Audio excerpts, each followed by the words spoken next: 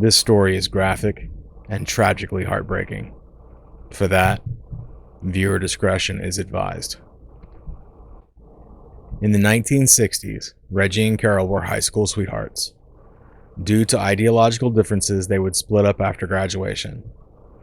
After going into the Navy and having one failed marriage, Reggie would move back to South Carolina where he would get a job with the railroad. Carol would ultimately have two failed marriages, but the second one changed her life forever.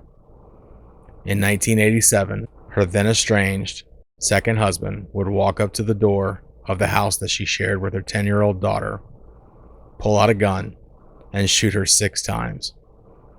His body would later be found in his car, dead from a self-inflicted gunshot wound to the head.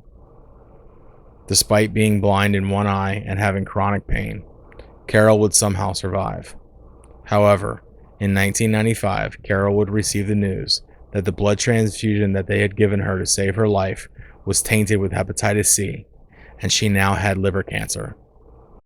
Upon receiving this news, her daughter heard her mutter, "I can't get away from this man.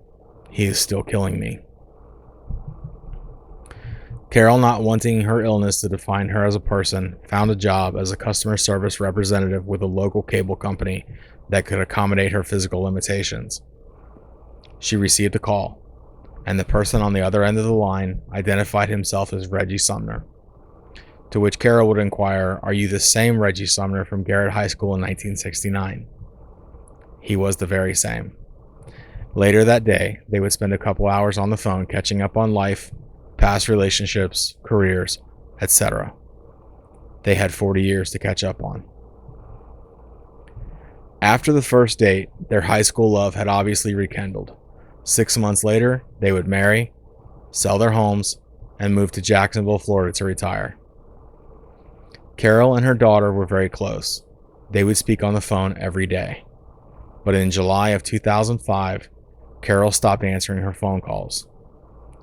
Rhonda would file a missing persons report, and the police would put out an APB on the Sumner's vehicle, which was missing. After finding the vehicle abandoned with no battery, the police received a strange phone call. It was Reggie and Carol Sumner, saying that they were fine, they just went away for a couple of days and had some car trouble. They would be back soon. The issue was that they sounded about 40 years younger than you would have expected. Rhonda would verify that no, that was not her mother, nor was it Reggie. Through a series of fantastic police work that included tracing the number that the fake Sumner's call came from, and figuring out that that number had called a rental car company, they were able to discern that someone associated with that number had rented a car from them recently, and that the car had a tracking device on it. They were able to track the vehicle to a local motel. Suspecting that the Sumners were being held against their will, they got a key from the motel office, went upstairs, and opened the door. Inside the motel room, they would find 3 young adults. They would also find bags of newly purchased merchandise like computers, video games, expensive perfumes, and alcohol.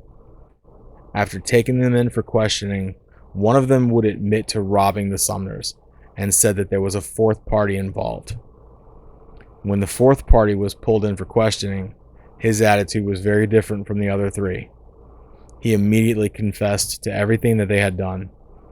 After hearing the story, it would leave the local detectives in tears. Tiffany grew up next to the Sumners. She had a very troubled upbringing, including molestation and severe poverty. The Sumners would always make sure that she had food. They took her into their home. They treated her like a daughter, and they even gave her a car before they moved to Jacksonville. One evening, while Tiffany and her boyfriend Michael were partying in Jacksonville, they got kicked out of the home that they were planning on spending the evening at. Tiffany, knowing that the Sumners would help her, instructed Michael to drive to their house. When they knocked on the door unexpectedly, Carol and Reggie were overjoyed to see that it was Tiffany. She was welcomed into their home, as well as her boyfriend Michael. Carol would cook a large dinner for everyone, and they would stay the night. The next morning, Michael and Tiffany thanked them for letting them stay and headed out early. Later the next evening, 2 young males would knock on the Sumners' door. Alan Wade and Bruce Dixon. They explained that their car had broken down and they needed to use their phone. Albeit a little uncomfortable, Carol would have never said no to them. As soon as they were inside the house, they pulled out a fake gun and started tying up Carol. Reggie emerged from the garage to see what the commotion was, but being severely diabetic and having a broken leg, he couldn't put up much of a fight. Alan Wade would send a text that it was all clear. Another mail arrived and they proceeded to clean out the valuables in the house. But that wouldn't be enough. So with hands tied and blinded by duct tape, the Sumners would be led to the garage and placed in the trunk of their own vehicle. The two young men got into the front of the Sumners' vehicle and the other male into a different car, and they both headed north to South Georgia. The cars went down a dirt access road to a predestined location. The temperature inside the trunk of the car was approximately 100 degrees, and the sweat had loosened the grip of the duct tape over their eyes. So as they were removed from the trunk of the car, they would have gotten a clear look at Bruce Dixon, Alan Wade, Michael James Jackson, and their own beloved Tiffany Cole. They had spent the earlier part of the day digging a shallow hole to which they would place the Sumners. The original plan was to scare them into giving up all of their information. During dinner last night, the trusting Sumners had mentioned the sale of their $99,000 home in South Carolina. Reggie Sumner complied completely. He gave them all of his debit cards, all of the PIN numbers, all of the information they would need to get their hands on his cash in exchange for their lives. So at this point, the young girl that they had cared for so deeply and taken care of most of her life, along with her three accomplices, had taken everything from the Sumners, betrayed their trust, spat on their love, taken all of their material goods, and now had access to rob them of all of their finances. But that would not be enough. At this point, they realized that with everything that they had done, there was no possible way that they could get away with this without going to jail. So with Reggie and Carol holding each other at the bottom of that hole, praying and pleading for their lives, their captors began to shovel dirt. For 2 hours, dirt would be shoveled into the hole and on top of the Sumners. As the weight from the dirt began to restrict their breathing, their pleas for mercy became less frequent and more silent. They continued to shovel dirt on top of the Sumners' heads until they were no longer visible. Being buried alive, they could still hear their final pleas for help. When the sounds were no more, they abandoned the Sumners' vehicle, jumped in the car with Tiffany, and proceeded to get the maximum amount of cash that they could get out of the ATM and pawn the jewelry. At that point, they went on a shopping spree.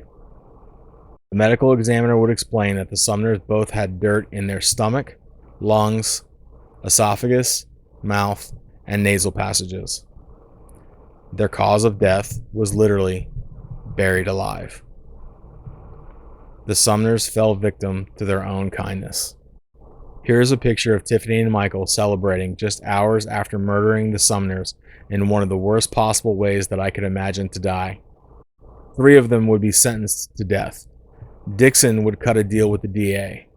In exchange for taking them to the spot to recover the Sumners' bodies, he would get second-degree murder. The other 3 have spent decades in appellate court.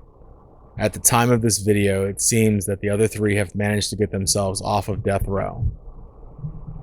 Like the rats that they are, they don't believe that they deserve the death penalty for what they did to the Sumners. I surmise that they all only deserve one ending: a hole, a lot of dirt, and a shovel. Rest in peace.